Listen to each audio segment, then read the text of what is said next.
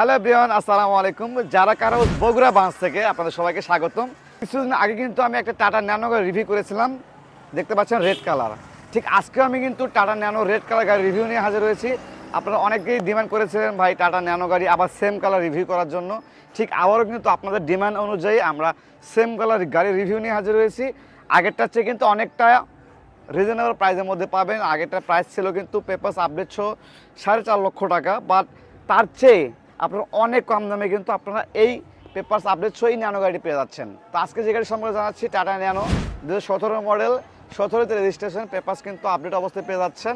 তো গাড়ি নিতে হলে আপনাদের অবশ্যই আসতে হবে যারা কারো বগুড়া ব্রাঞ্চে। আমাদের বগুড়া ব্রাঞ্চের লোকেশন বগুড়া সদর, জয়পুর পাড়া, বগুড়াতে। তো কথা না বেড়ে গাড়ির কন্ডিশন সম্পর্কে বিস্তারিত জানি। যদি প্রথমে আপনাদেরকে ফ্রন্টের সাইড থেকে দেখানো শুরু করি, ফ্রন্টের সাইড দেখতে পাচ্ছেন সামনে কিন্তু বাম্পার লাগানো রয়েছে।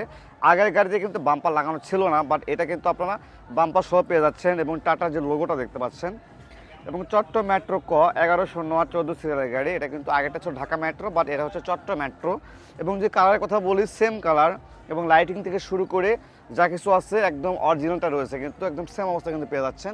এবং যদি গাড়িটার আউটলুকিংটা আপনাদেরকে দেখাই, দেখতে পাচ্ছেন কালারটা মানে ওইটার এটা সেম কন্ডিশন, শুধুমাত্র ডিফারেন্স ওটা হচ্ছে ঢাকা মেট্রো, এটা হচ্ছে চট্ট মেট্রো। আদারওয়াইজ গাড়িতে ভেতরের কন্ডিশন, আউটসাইড কন্ডিশন কিন্তু সেম অবস্থা রয়েছে।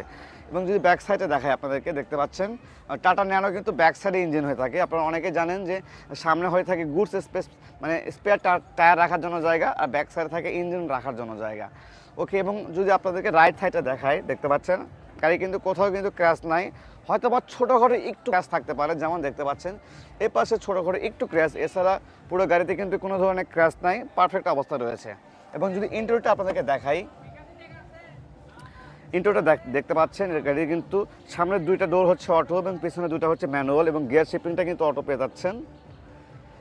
এবং ড্যাশবোর্ডগুলো লক্ষ্য করেন, দেখতে পাচ্ছেন ড্যাশবোর্ডগুলো কিন্তু বেস্ট কালার ড্যাশবোর্ড, এবং এসি কন্ডিশনও কিন্তু ভালো অবস্থা রয়েছে, এবং ভেতরে যে কন্ডিশনগুলো মোটামুটি ভালো অবস্থা রয়েছে। যারা ন্যানো গাড়ি নিতে চান আপনারা কিন্তু এই গাড়ি দেখতে পারেন। এর আগে ডিমান্ড অনুযায়ী কিন্তু আমরা আবারও টাটা ন্যানো সেম কালার নিয়ে আসছি। এবং ব্যাক সাইড দেখতে পাচ্ছেন, ব্যাক সাইডে কিন্তু সিট কালার লাগানো রয়েছে। ব্যাক সাইডে গাড়িটা দেখতে ছোট, মানে বাংলাদেশের মধ্যে সব থেকে ছোটো কার টাটা ন্যানো, বাট দেখতে ছোটো হলেও পিছনে কিন্তু অনায়াসে 3 জন আপনারা বসতে পারবেন। আমি একটু আপনাদেরকে দেখাই, একটু দেখেন অনায়াসে কিন্তু সামনে যে লেগ স্পেস এবং হেড স্পেস দেখতে পাচ্ছেন অনেক স্পেস রয়েছে, মানে অনায়াসে কিন্তু আপনারা 3 জন বসতে পারবেন।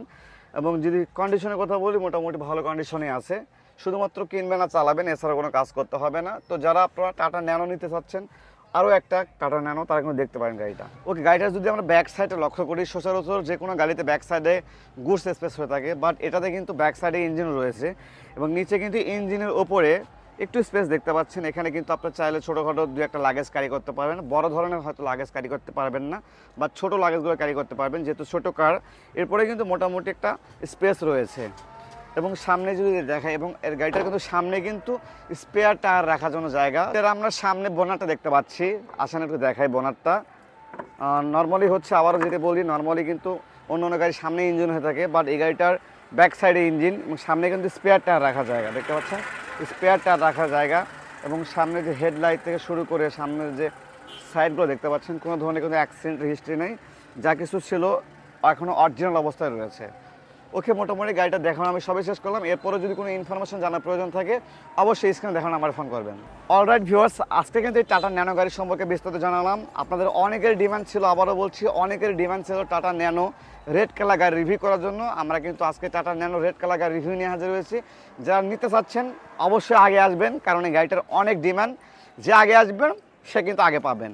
সো ভিডিও আপলোড দেওয়ার সঙ্গে সঙ্গে কিন্তু আপনারা আমাদের যারা কাজ ভিজিট করে দেখবেন। তো ওভারঅল কন্ডিশনের উপরে কিন্তু আমরা এই গাড়িটির আস্কিং প্রাইস রেখেছি পেপারস আপডেট সহ মাত্র 3,80,000 টাকা কিন্তু আপনারা টাটা ন্যানো পেয়ে যাচ্ছেন পেপারস আপডেট সহ। এরপরে যদি শোরুম ভিজিট করেন কিছুটা অনার করা হবে। তো ধন্যবাদ সবাইকে, আজকের ভিডিও পর্যন্তই। সব ভালো থাকবেন, সুস্থ থাকবেন, আল্লাহ হাফেজ।